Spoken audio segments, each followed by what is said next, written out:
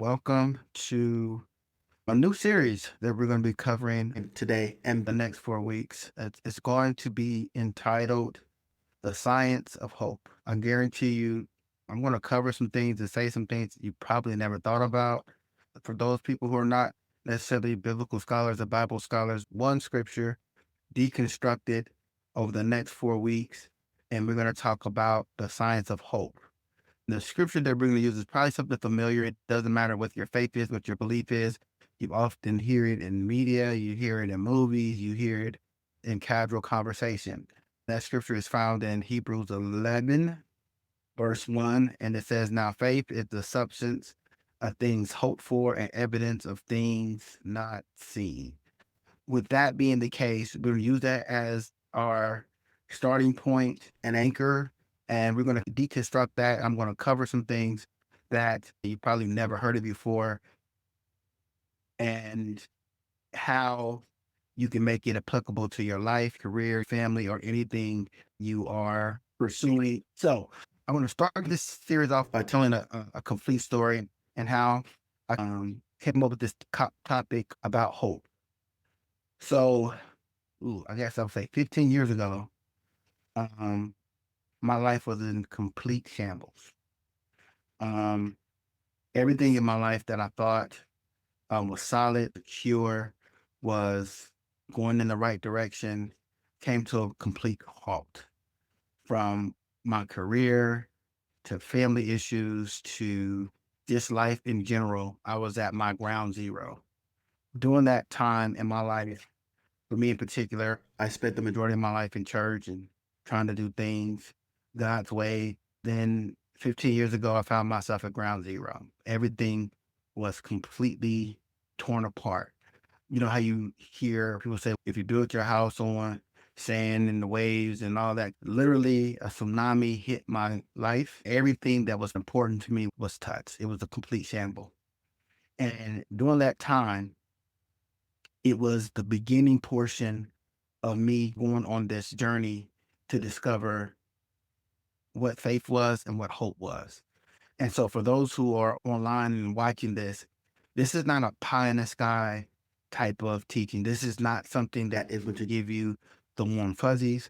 This is how we operate hope in our life.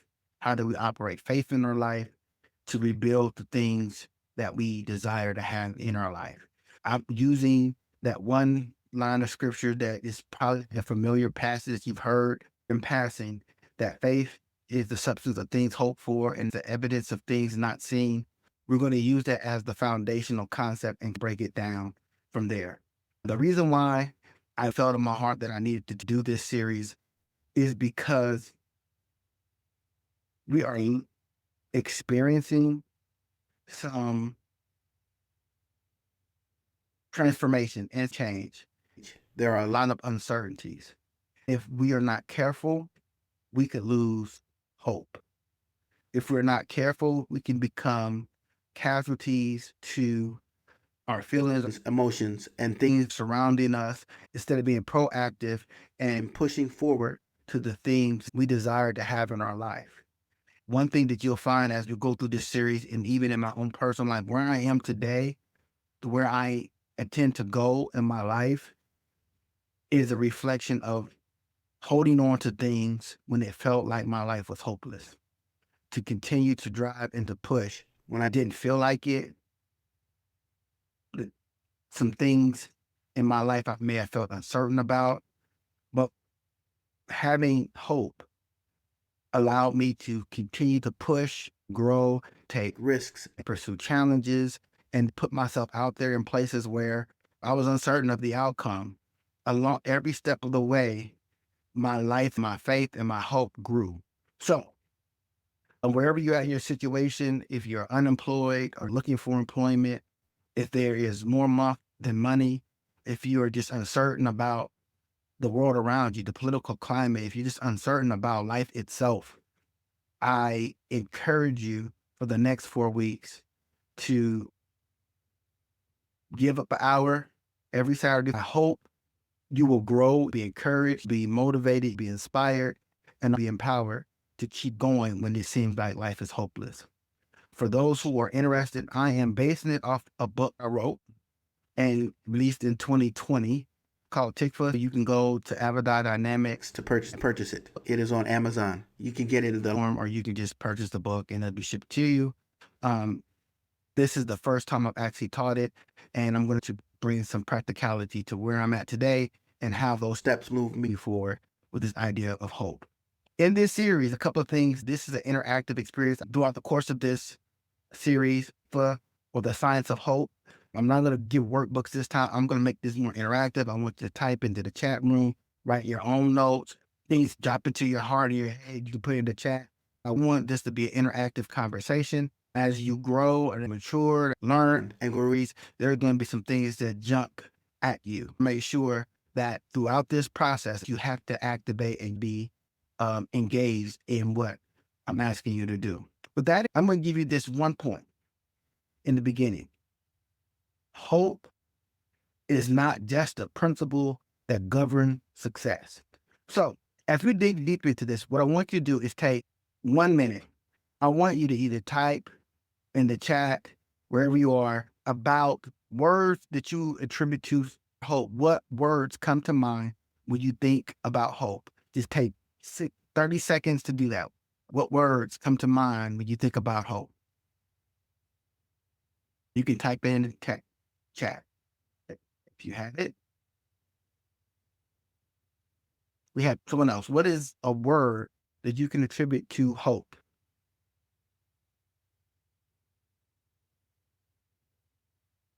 For other individuals, it may be to thrive. Another word could be to uplift, victory, promise. For some, it could be wealth, a wish, or multiple things. But for this series, let's come up with a clear definition of hope that we're going to focus on is the word that we see in Hebrews. The word hope in Hebrew means tikvah. So when I talk about the science of hope, that's what we're talking about. Faith is the substance of things hoped for, which is the word tikvah, and the evidence of things not seen. The unique aspect of the word tikvah, depending upon what you put in the chat, if it was peace, the interesting thing about the word hope, that part of scripture, is that the word hope means to root or to bind together, to expect, and to wait with tension. So when you read that scripture and it says faith is the substance of things hoped for, write the word hope if you have notes, and the evidence of things not seen. That word hope is the word tikvah, which means to bind together, to expect, and to wait with tension. So when you read that scripture, you circle that word and you think about hope and you think about life in particular. What I want you to do is to visualize the word hope as being a rope or a cord. If you've ever been on a cruise ship, let me give you an example that is really conducive for this time. Back in the old days, in class, every year they had an obstacle course unit or the rope climbing unit. They don't do it anymore, maybe because it was unsafe. There were these long ropes attached to the ceiling. The whole gym class would practice climbing up the rope, hitting the top and sliding down. They don't do it anymore. If you go to old schools from around the 1950s to the 1990s, you'll see at the ceiling there are 4 ropes attached. Those ropes are woven together with multiple cords. And if you ever had that gym class where you had to climb up that rope, a lot of kids did not. The big accomplishment, especially in elementary school, was being the kid who could climb up that long rope, slap the top, and slide back down. Hope means a strong cord or a rope that is weaving together that attaches to something. I remember when I first tried to climb the rope, it became difficult. Some people would do the first pull and realize they couldn't do it. They would hop off the rope. Or some people would get a certain height, look down, get scared of heights, and climb back down the rope. When you think about hope, I want you to visualize that strong cord. Okay.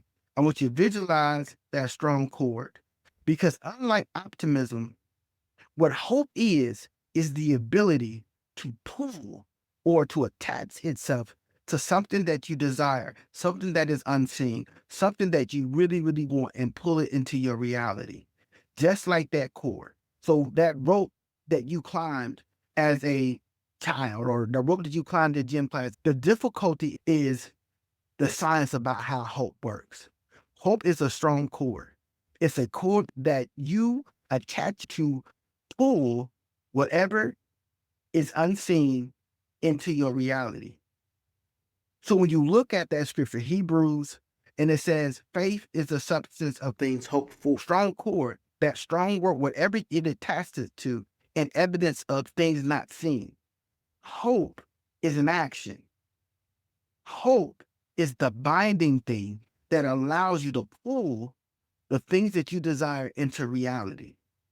There was research conducted years ago with mice.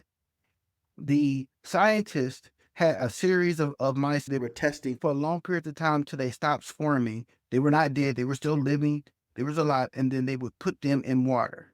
Because mice can swim in water. They would hold them tight in their hand. After the mice kind of gave up, they would put them in water to see whether or not they would swim. One group they would hold real tight, the other one was a looser grip, but they still kind of wobbled around a little bit. What they found was the ones with a looser grip, when they put them in water, swam. But the ones held tight and couldn't move drowned. What they found is that when any organism loses hope, everything is lost. The power of hope gives you the ability to transcend things that are put into your life that are the little bumps in the road or even the major bumps in the road in your life. For an example, when you hear about someone who is in the hospital or someone is really sick, we often go into the hospital and we tell them, keep fighting, keep believing. Why are we saying those things? We're saying it because at any given point in time, if that person loses hope, whatever it is they're fighting will overwhelm them and overcome them. Hope is the most powerful of the psychological and spiritual elements that exist on the planet. When you become hopeless, things in your life don't get better, they get worse. You have to maintain hope.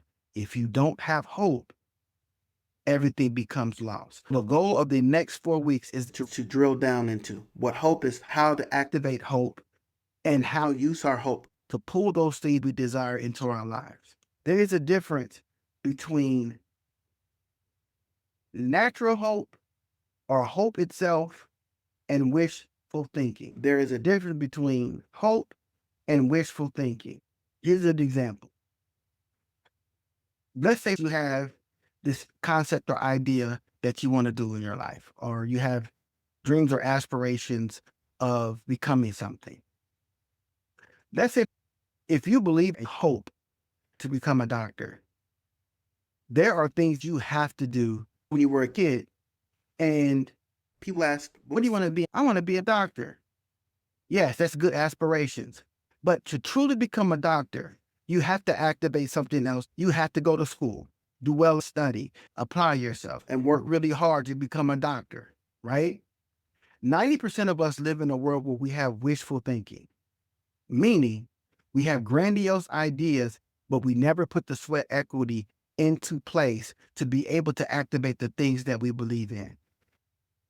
What hope is the activation. Most of us have wishful thinking. Anything that you want to manifest in your life, you're going to have to work for it. Hope is the work that requires activation of what you have faith and belief in. When you read that, faith is the substance of things hoped for. You cannot have faith if you don't have hope. Plain and simple. You don't have faith if you don't have hope. Whatever you have hope for means you have put energy, work, time, and investment to manifest the things you are believing and having faith for. For those individuals who go to church, you read these stories about all the miracles that Jesus did you notice that every miracle Jesus did required individuals to take physical action to manifest that miracle? The woman with the issue of blood had to push through the crowd. Individuals had to be lowered from the ceiling. A man had to stand up. The responsibility to activate the hope in your life, you got to do something. If you don't, what you are really doing is living your life based on wishful thinking.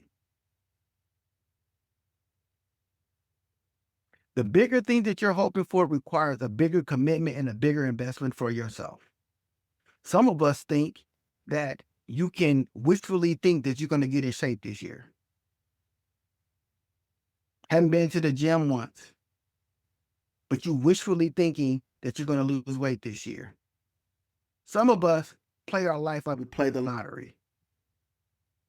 We wish that by some strand, our numbers are going to hit and all of our rights and wrongs are going to disappear overnight. That's wishful thinking. It's not luck. Anything that I've ever wanted to pursue required investments. The bigger the thing I wanted, the bigger the investment. Everything I've ever desired, the small thing, take a smaller investment. But some of you have big dreams, big ambitions, require big hope, big work, and big drive to push forward. The only way you can activate your faith is just that you have to have hope. So in the course of this, I want you to understand that hope is the activator to your faith. It's the cord that pulls the unseen thing. These are the things in your heart that no one probably knows. Some of you have business ideas. Some of you have school ideas. You have some creative things that you want to do in your life.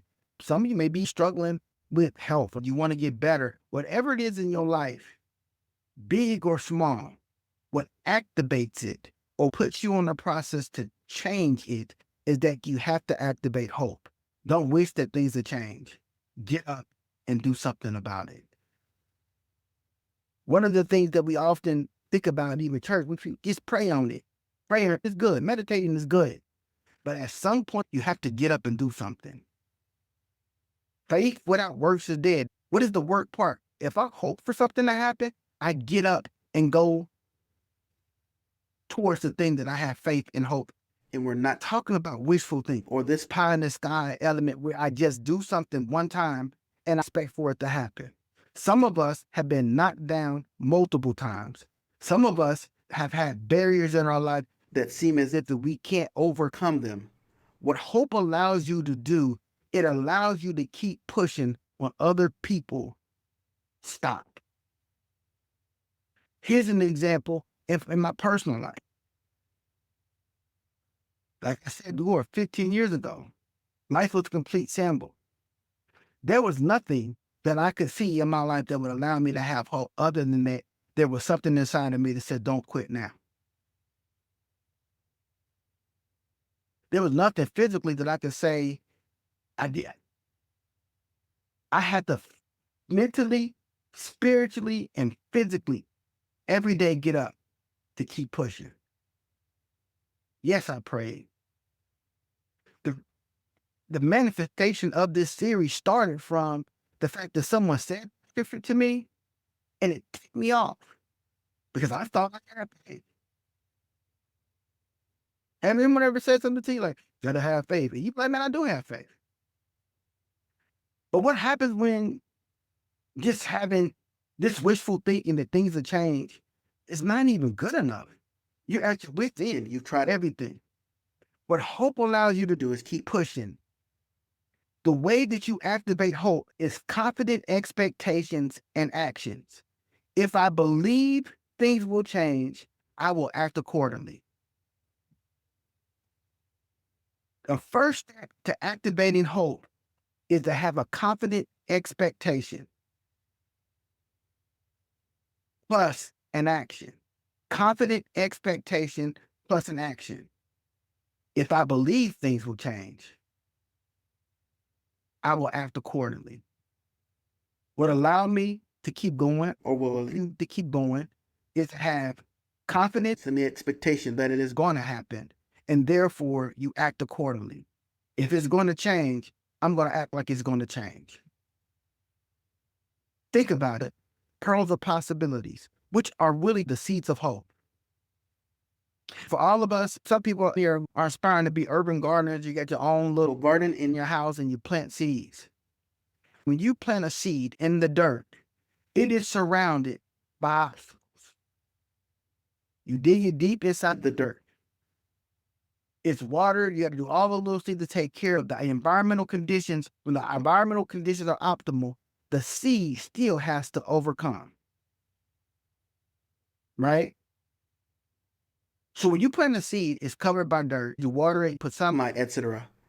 The seed still has to push through just to begin to grow. Whatever it is in your life, there are optimal conditions for the things you have envisioned to have. But the issue is you have to push through all that dirt to break surface. Each and every one of us on this planet is the manifestation of hope. We represent one of a billion cells that fought for the person that we are today. So don't dismiss the fact that in your DNA is rooted in hope. You were born to have hope. You were born to win. You were born to transcend every obstacle that exists, because even within your conception, it was rooted in hope. If you have hope, you should act accordingly. And acting accordingly is not necessarily rooted in feelings. Pushing when you don't feel like pushing is not a feeling. It is a discipline. It drives you beyond yourself. So when we go through this series, get your mindset on. This is not a pie in the sky. This is you getting up and doing something about your current reality. I know that this week, for social media and the news, it seems as if everything is going bad. But you have to make a determination. Either you're going to allow it to impact you, or you're going to allow yourself to transcend and have hope and keep pushing and acting accordingly. You think that God vision that you believe that the Lord told you that 2025 is going to be your season, you think that it was going to be a cakewalk, or that a human has the ability to stop what God has placed in your heart to do. I'm going to I want you to think about that just for 1 second. We spent December, January talking about this is my season, this is my vision. And then by the end of this month, everyone is questioning whether or not, or focusing on all the other stuff happening in the world, and you losing hope. You take your eyes off the ball. So the question becomes, is man more powerful than a God that gave you the vision for this year or the season that you're in? If it is, then I understand probably these last couple of weeks you've been feeling hopeless, focusing on stuff, getting your feelings hurt, internalizing, feeling like that mouse, getting so squeezed that you're not willing to fight for what has been promised to you. So the question is, how do you activate your hope now? Or you start your year off with a high level wishful thinking, and now that things have come your way, 2025 is going to be like your 2020 and like your 2023, like 2022. People who grow have hope. The person I was last year is not the person I'm going to be this year. The person I was in 2020 is not the person I am in 2025. If your life is still the same and you can go back and say nothing is changing, you have spent most of your life wishful thinking, not hoping into your future. And it's strong enough to withstand setbacks if held on to properly.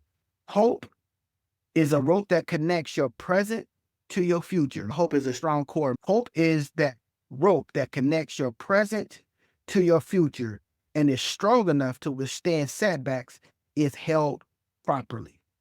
If you hold your hope properly, it has the ability to connect where you are today to where you want to be tomorrow. Some of us drop our hope in any sign of setback. So let me go back to that reality when I was a kid,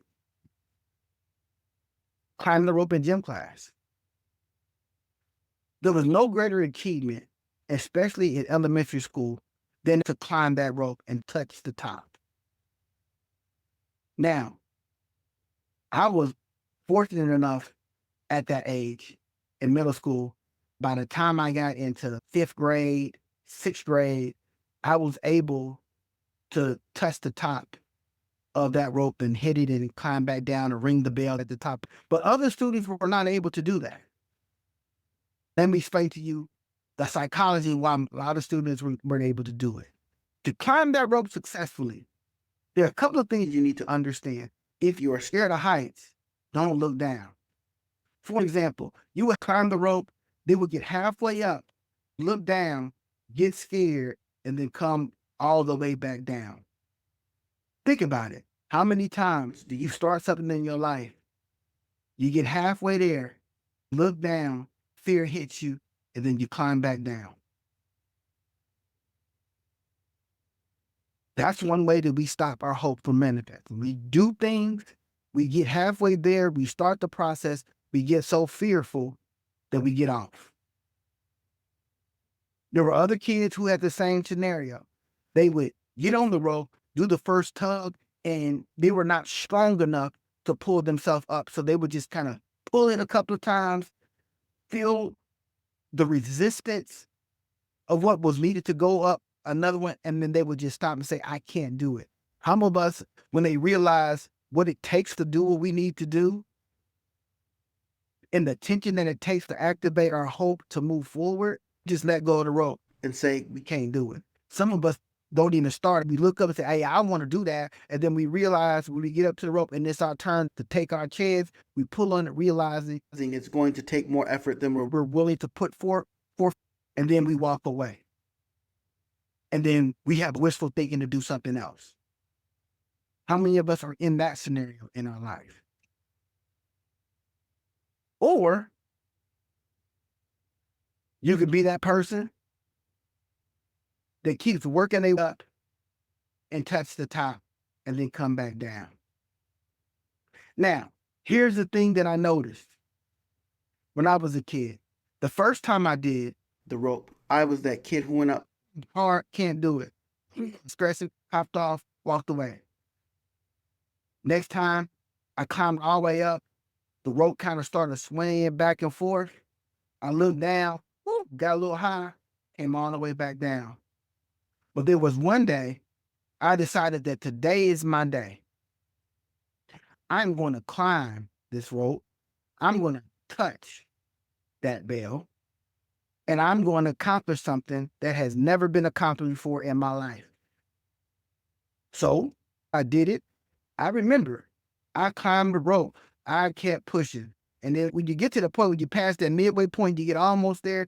That's the time when all your clients are like, go, go. And you hit the bell, you come all the way down. It's amazing that when you get close to where you're at, you'll realize that sometimes there are people who really want you to succeed in with the things you need to do. But sometimes it's that midway point, you don't get the support that you need. It's the starting point, you don't get the support that you need. Why? It's because everyone in their life won't start what they need to do, and everyone will get halfway through and quit. So you have a world in which people are excited for complacency and the inability to succeed. Think about this as we go through this process. Are you surrounded by people who don't either want you to start or they don't want you to finish? How many people in your life never wanted you to start what you were doing or never want you to finish what you're doing? And even when the times get hard, they're the ones who quickly tell you, come off of that rope and come down. Or do you have the tenacity to keep pushing to hit your bell? Now, here's the thing that made it even more interesting. That after I touched the bell the first time, climbing the rope became easier every single time. By the time I was in high school and we had an obstacle course unit, I was even able to race and climb, learning different strategies and techniques. Like almost make the rope into a step stool and climb faster. For some people in your life, this is the season of you touching the bell for the first time to really break generational curses or barriers that have existed in your family for generations. Individuals who wanted to climb the rope but never did. Individuals who got halfway there, never did. You could be the first generation in your family to finally get up that rope, to actually pull the things in your heart into reality, to touch that bell, and to transcend generations. This series is about attaching yourself to that rope and finally getting yourself to that place where you're able to touch the bell. And here's the thing that makes it even more phenomenal. Once you realize the patterns and the formula for your life, you're able to keep doing it over and over again. Some of us think about this next week or so, just pick one thing. Pick one thing you want to accomplish this week that you never thought was possible. Think about what it takes. If you're on a weight loss journey, think about what it takes for you to lose 1 pound or 2 pounds this week. Journal it, what it took this week, and then you multiply it next week. And then what ends up happening, you keep moving, even if it's not a full pound, a quarter of a pound. What we have to learn is to celebrate and to keep pulling, even if it's incremental success.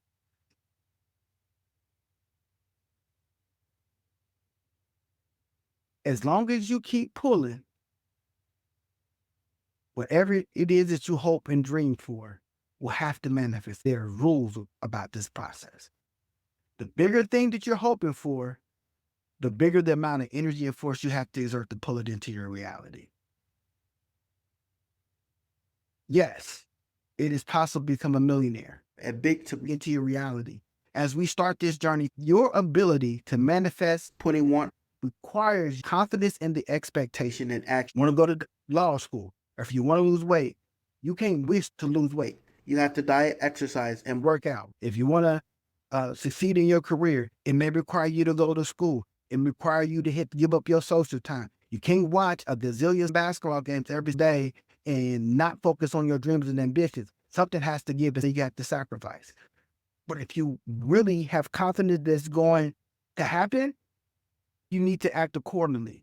So what I want you to challenge yourself with this week is to start acting accordingly to what you hope for. What is it you hope for? This week should not be, for some of you guys, you're in a season that you don't need to listen to anything that diminishes your hope. You may be in a season in your life, but you need to cut out the phone, stay out the media, social media, the cesspool of hopelessness. Sometimes it can be disheartening, especially if you have big dreams and big ambitions. Sometimes seeds are being planted into our minds and our psyches and our hearts, and we don't even know it. And then what happens is it diminishes our hope. We start to loosen our grip on that rope and realize that we're not tugging anymore because of the things bombarding our minds. There are certain conversations in your season like the people are always talking about stuff that doesn't edify or help build you up. Those seeds can be planted not to activate your hope in the way that it should. So this week, I challenge you as we close it out, watch your ear gates, your eye gates, things that you see, things that you hear, because if you have hope, understanding that hope attaches itself to what your dreams and ambitions are, and you pull it into your reality. Thank you for this week. Hopefully, you'll join us next week where we'll go deeper into this conversation about how hope actually works. How does it attach itself? What is your responsibility to attach itself? What is your mentality that you have to have within yourself to be able to activate hope? What is it that you're going to have to physically do to put yourself in a position to grow your hope, strengthen your hope, so you're able to activate your faith in such a way that you pull those things that you dream for, those things that you are hoping for, those things that no one else knows in your life that needs to happen in your life to pull it into reality. Be encouraged this week. Look forward to further in discussion this week. One of the things that hope does is activating. If there's anything that I said that's been a blessing to you, if there's people in your life that are struggling with hope, invite them. Share what I'm giving today on Facebook with people. You can go to Avodah Dynamics, our website, register completely for free, have them join the conversation. At the end of the day, our ultimate goal is to sow hope into other people's lives. Hope also returns to you. How giving into other people's lives helps increase the hope inside of you. If you grab the book, buy a book for someone else. The book has worksheets and activities to really activate your hope at a deeper level that they can't do in the next 4 weeks. Buy the book, share it with somebody. Get 4 or 5 people together and just talk about things. Make them like your Hope Tribe or your Tikvah Tribe, where you're talking and working together and really encouraging each other to keep going forward, to make sure the person in your life has their hands attached to the rope to pull it together. If you're married, have your spouse read it, work together, have these conversations. What we're going to attach our life to, what we have hope for, and how can we pull this thing into reality. God bless you guys. Look forward to seeing you next week. Please share. Hope this has been a benefit to you, but I guarantee you don't want to miss next week because it's going to get better. Thank you.